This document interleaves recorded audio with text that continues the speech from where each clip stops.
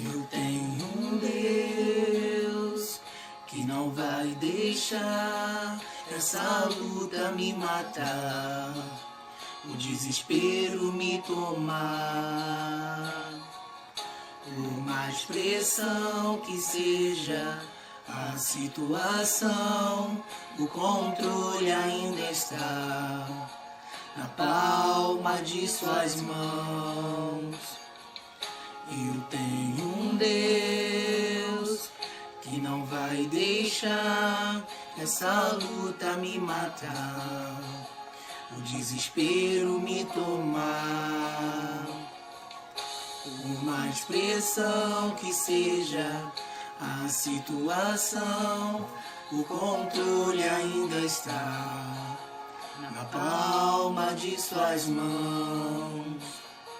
O choro dura uma noite, mas a alegria, ela vem pela manhã. Eu creio, eu creio. O choro dura uma noite, mas a alegria, ela vem pela manhã. Eu creio, eu creio. Ainda que a figueira não floresça e não haja fruto na vide, e o produto da oliveira minta, todavia me alegrarei, todavia me alegrarei, todavia me alegrarei.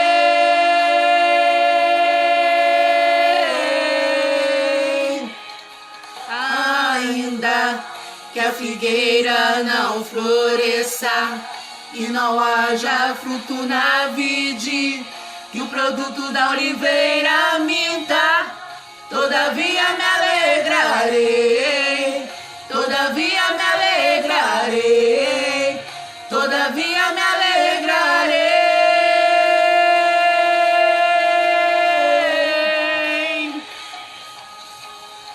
O choro dura uma noite, mas a alegria, ela vem pela manhã. Eu creio, eu creio. O choro dura uma noite, mas a alegria, ela vem pela manhã. Eu creio, eu creio.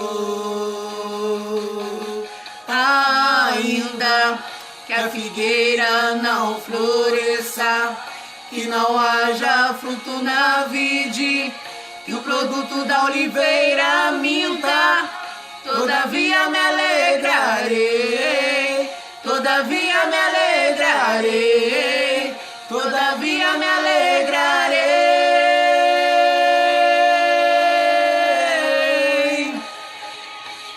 Ainda que a figueira não floresça, que não haja haja fruto na vide e o produto da oliveira minta. Todavia me alegrarei, todavia me alegrarei, todavia me alegrarei.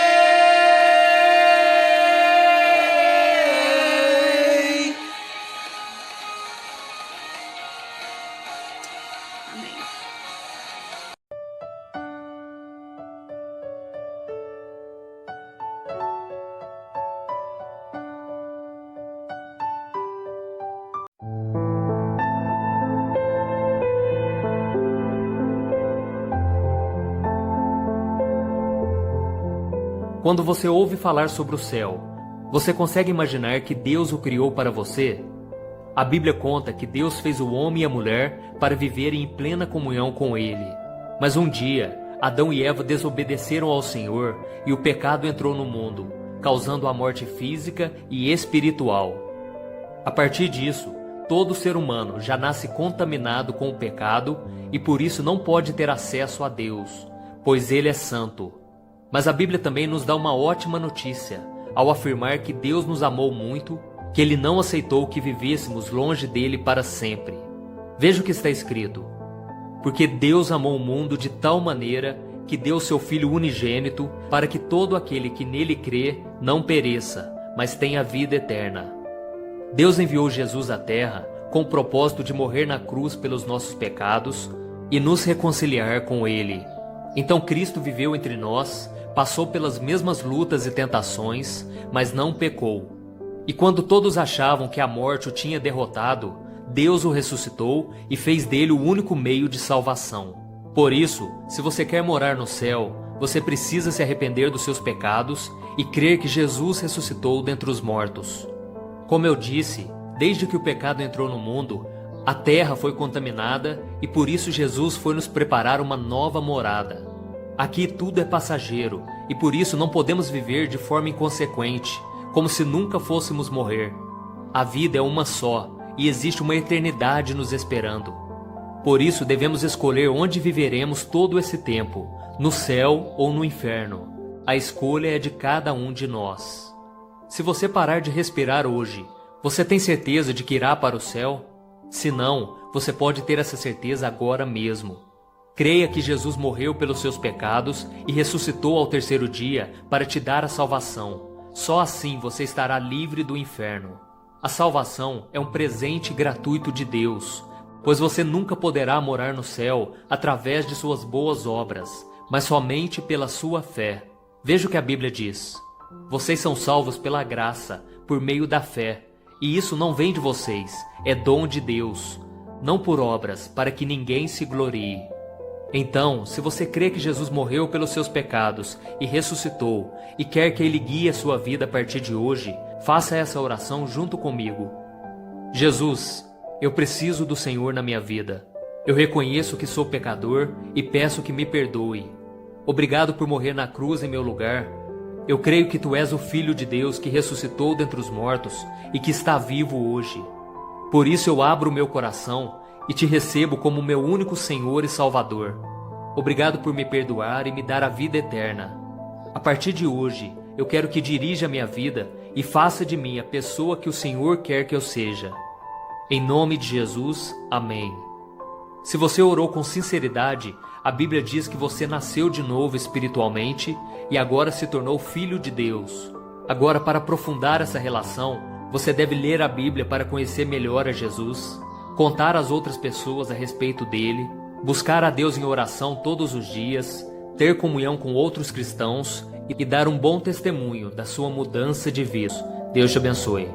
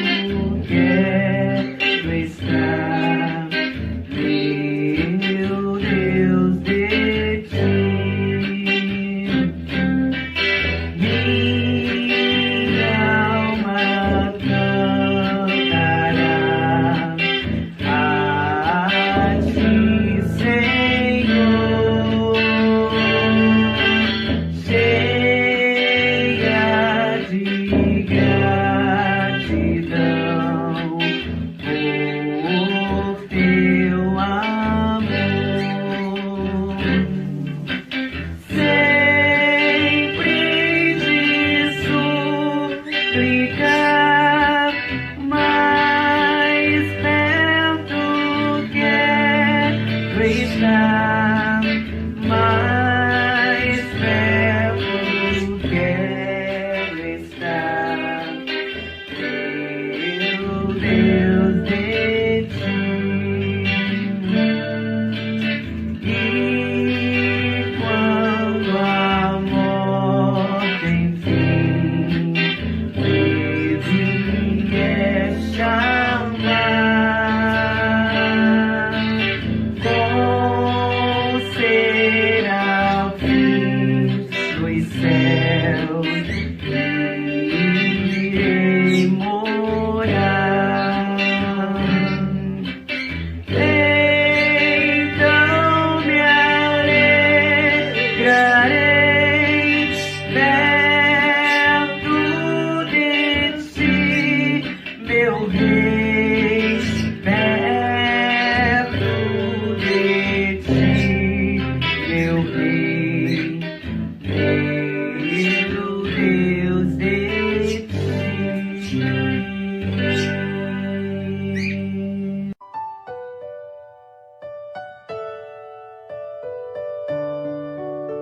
Aleluia, graça e paz. Mais uma vez nos reunimos na presença do Senhor e vamos fazer a nossa leitura bíblica em Salmo 16. Protege-me, ó Deus, pois em ti me refugio. Ao Senhor declaro, tu és o meu Senhor, não tenho bem nenhum além de ti. Quanto aos fiéis que há na terra, eles é que são os notáveis em quem estará todo o meu prazer. Grande será o sofrimento dos que correm atrás de outros deuses. Não participarei dos seus sacrifícios de sangue, e os meus lábios nem mencionarão os seus nomes. Senhor, tu és a minha porção e o meu cálice, és tu que garantes o meu futuro. As divisas caíram para mim em lugares agradáveis, tenho uma bela herança. Bendirei o Senhor que me aconselha na escura noite, o meu coração me ensina. Sempre tenho o Senhor diante de mim, com ele à minha direita não serei abalado. Por isso meu coração se alegra e no íntimo exulto, mesmo meu corpo repousará tranquilo, porque tu não me abandonarás no sepulcro, nem permitirá que o teu santo sofra decomposição. Tu me farás conhecer a vereda da vida, a alegria plena da tua presença, eterno prazer à tua direita. Aleluia. És a nossa estrela da manhã, Cordeiro Santo que nos trouxe a paz. Em tuas mãos está todo vencer, resposta a todo aquele que clamar. A verdade é a tua palavra e não podes mentir. Por isso estamos aqui. És a nossa estrela, és a nossa estrela da manhã. Cordeiro Santo que nos trouxe a paz. Em tuas mãos está todo vencer, resposta a todo aquele que clamar. A verdade é tua palavra e não podes mentir. Por isso estamos aqui.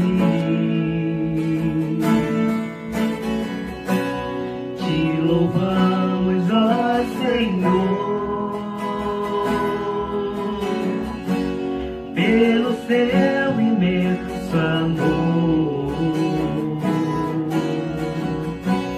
Manifesta o teu perdão e poder, e assim vamos te adorar para sempre. Para sempre, ó meu Deus. louvamos, ó Senhor, pelo seu imenso amor. Manifesta o teu perdão e poder, e assim vamos te adorar para sempre. Para sempre, ó meu Deus. Aleluia, Deus.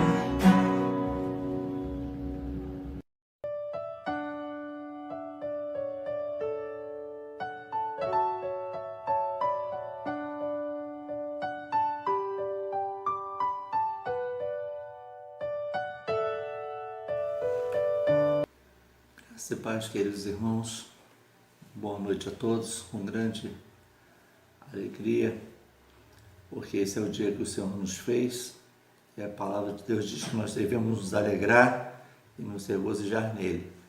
Queremos nesta noite compartilhar com você a palavra de Deus, o texto na narrativa do evangelista Lucas, no capítulo de número 13, a partir do verso de número 22.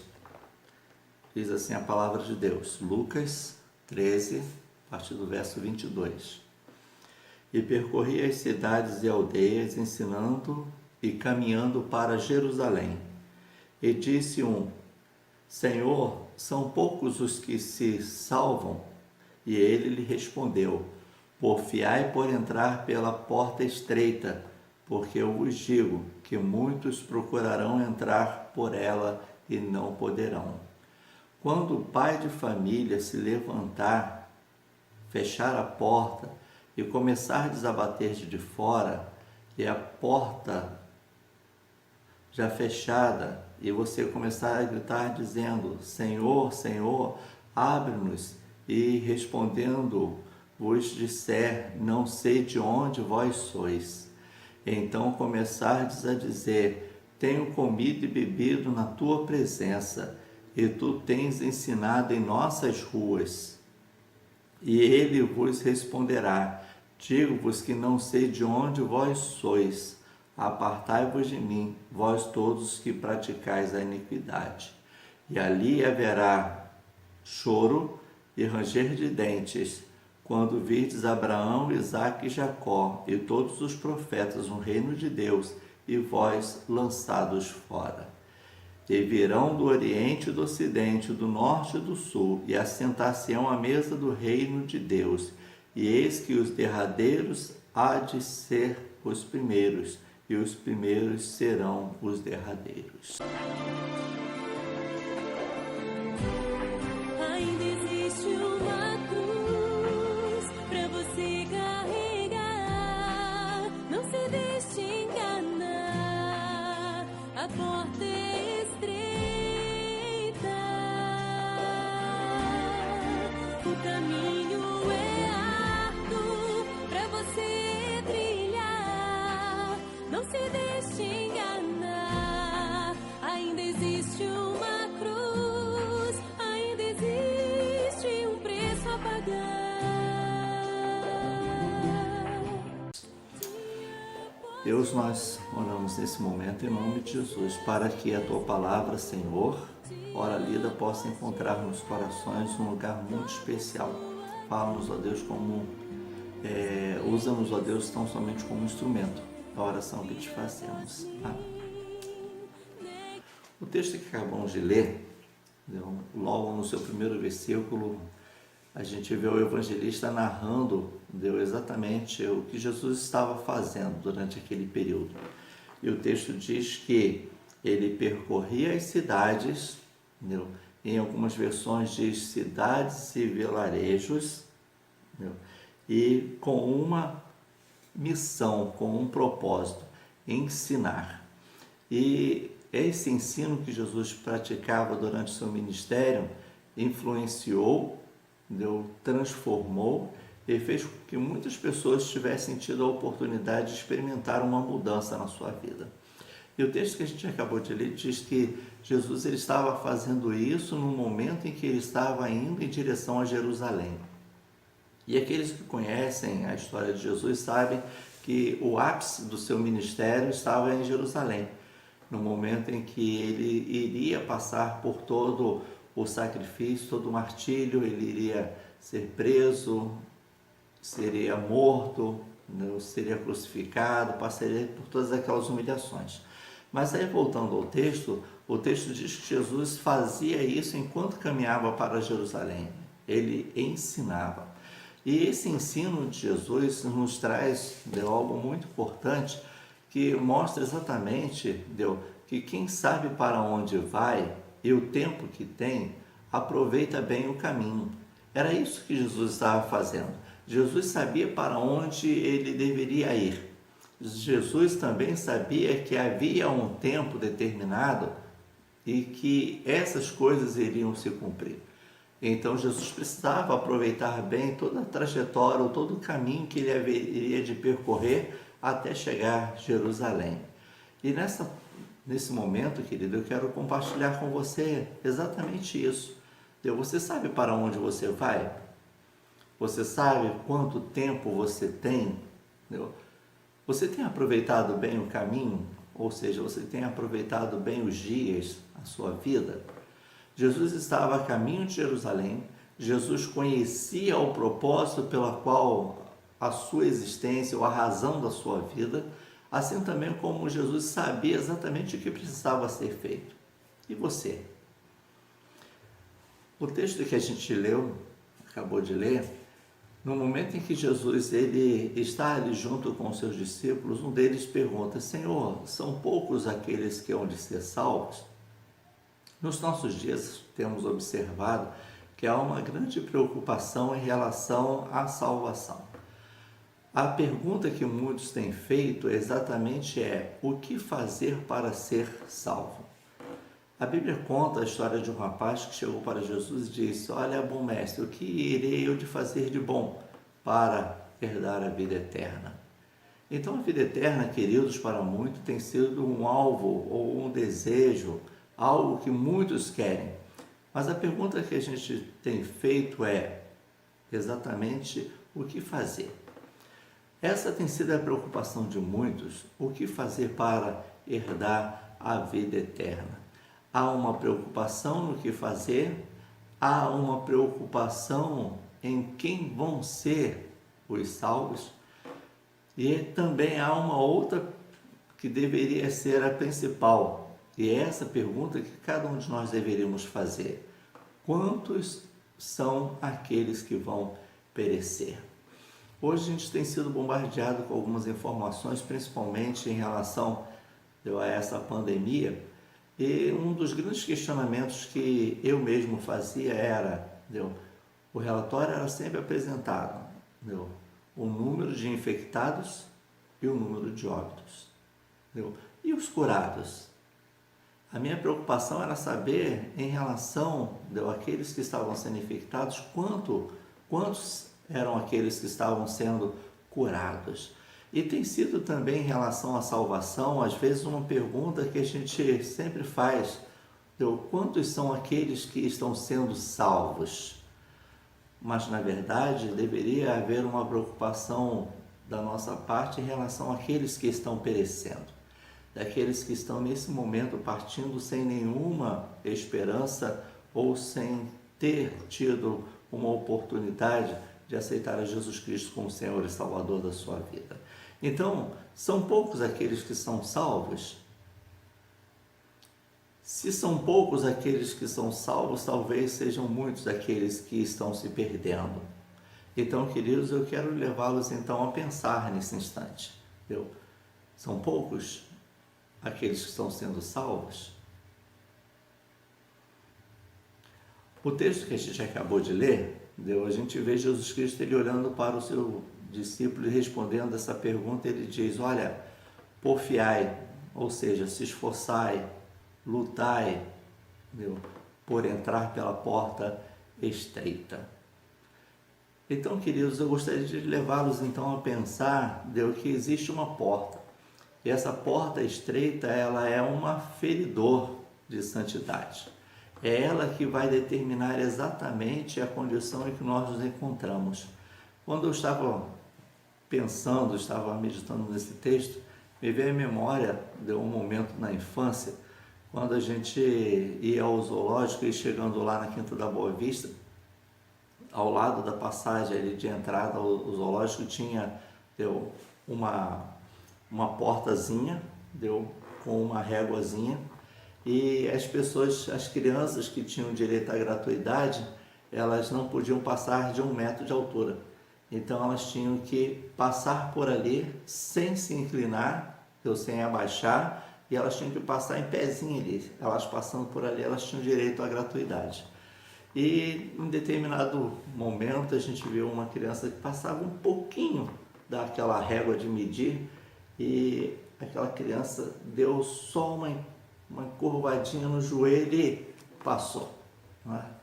Só que, infelizmente, queridos, a porta a qual Jesus se refere não tem como burlar, não tem como a gente dar uma baixadinha, para conseguir passar. Ela é exatamente estreita. Então, com essa porta estreita, que é um feridor de santidade, e é importante a gente pensar nisso, Mateus capítulo 7, verso 13 e verso 14, o texto lá diz que Jesus, ele orientando os seus discípulos, ensinando os seus discípulos, Jesus diz que a porta é estreita e apertado é o caminho. Mas também existe uma porta que é larga, com um caminho mais espaçoso ainda, e o texto diz que alguns terão dificuldade de encontrar o caminho estreito que leva à porta estreita. Então, queridos, eu gostaria de levá-los então a pensar nesse instante. Se há um caminho estreito que conduz a uma porta estreita, e poucos são aqueles que terão a oportunidade ou irão encontrar este caminho, eu gostaria então de fazê-los pensar no ensinamento que Jesus deixou através dessa passagem. Um grande perigo que ronda ou que nos cerca, o perigo de encontrar a porta estreita, andar por ele e ao mesmo tempo não conseguir passar pela porta. Da mesma forma, queridos, eu gostaria de fazê-los pensar, que encontrar o caminho e caminhar por ele é uma coisa difícil, porque o caminho é apertado, com muitos desafios, mas as pessoas conseguem caminhar por ele até um certo ponto. Mas quando chegar na porta, no limitador, com certeza terão dificuldades, porque a porta é estreita e não tem como passar ali com o nosso orgulho, com a nossa soberba, com a nossa arrogância, com a nossa prepotência. Então, o caminho é estreito, muitos conseguem até caminhar por ele, mas quando chegar na porta, infelizmente, não vão conseguir passar. Da mesma forma também, quando a gente olha o texto que a gente acabou de ler, a gente vê Jesus alertando para um outro perigo. O perigo de encontrar a porta fechada. E aí esse perigo é aquele que mais tem alcançado pessoas nos dias de hoje, porque não são aquelas que caminham, que encontraram caminho e caminham por ele. Não são aqueles que estão agora com a dificuldade ou terão a dificuldade de entrar pela porta, mas são aqueles que se deixaram ocupar pelas coisas, principalmente pela religiosidade, se envolveram tanto com a obra que esqueceram-se de desenvolver um relacionamento com o Senhor da obra.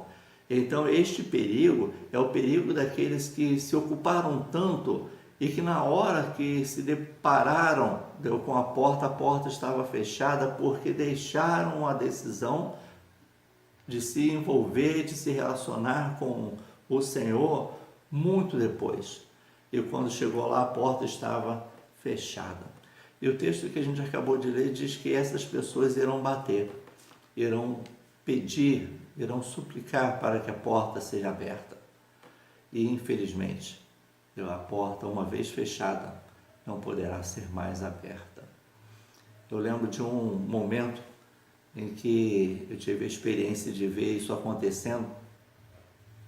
Eu estava numa igreja e, num determinado momento, era o dia de ceia, e havia um grupo da igreja que costumava se reunir na hora do culto.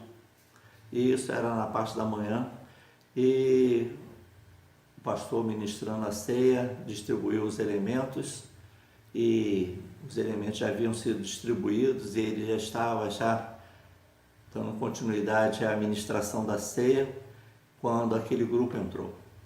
E quando eles entraram, a ceia não foi entregue ou distribuída novamente para que eles pudessem participar, porque eles chegaram atrasados ao memorial da ceia. E, infelizmente, queridos, muitos irão experimentar isso, pelo fato de deixarem para depois a decisão que precisam tomar agora, no momento em que as bodas do Cordeiro for servidas, infelizmente ficarão de fora. E o texto diz que irão para um lugar onde há choro, pranto, ranger de dentes e, infelizmente, irão perecer. Não irão desfrutar da vida eterna, porque deixaram para depois. E, infelizmente, o texto diz que muitos desses estavam envolvidos com a obra, porque o texto diz que eles irão afirmar: em teu nome profetizamos, expulsamos demônios, fizemos sinais e prodígios, mas o Senhor lhe dirá: apartai-vos de mim, não vos conheço. Então, queridos, que nesse momento você tenha tido essa oportunidade, a oportunidade de refletir do que tem sido a sua vida e o verdadeiro sentido pela qual há a sua existência aqui na terra. Quem sabe para onde vai e o tempo que tem, aproveita bem o caminho. Era isso que Jesus fazia e é isso que Jesus espera que nós façamos, porque eu sei para onde eu vou. E você? Você sabe para onde você vai? Se você sabe para onde você vai, você sabe quanto tempo você tem para chegar lá? E o que você tem feito? Quais têm sido as suas oportunidades ou decisões, o que você tem feito? Porque quem sabe é para onde vai e o tempo que tem, aproveita bem o caminho. Jesus sabia disso e ele deixa isso registrado na sua palavra, para que nós também aproveitemos bem os nossos dias, porque eles são contados. Que Deus então nos abençoe. Nesse momento eu quero orar por você. Eu não sei, querido, há quanto tempo você está de repente numa igreja, eu não sei qual o tipo de ministério que você exerce, mas talvez você ainda não tenha tido essa oportunidade, a oportunidade de tomar uma decisão, de rever a sua vida e voltar a ter aquele relacionamento que você no início até começou a desenvolver com o Senhor. É tempo de você reconsiderar as suas atitudes e se voltar para Deus. Talvez você ainda não tenha tomado uma decisão ao lado de Jesus, mas ouvindo essa palavra nesta noite, você realmente entendeu que você precisa tomar uma decisão. Eu quero convidar você nesse instante a fechar os seus olhos e entregar a sua vida a Jesus, porque em um determinado momento a porta vai se fechar e infelizmente você não poderá mais entrar. Então tome a decisão agora, entregue a sua vida a Jesus, comece a caminhar com Ele. É a oração que eu quero fazer com você agora. Deus, no nome de Jesus, eu quero te agradecer, Senhor, pela minha vida, pela vida dos meus irmãos, por todos aqueles que estão nos ouvindo agora. Que o Teu Espírito Santo, Senhor, possa estar falando aos corações e que haja, Senhor, um mover. E que vidas, ó Deus, nesse momento sejam reconciliadas, transformadas, e que vidas, ó Deus, sejam nesse momento, acima de tudo, salvas pelo Senhor. É no nome de Jesus que nós oramos. Amém. Que Deus então te abençoe e até o nosso próximo encontro.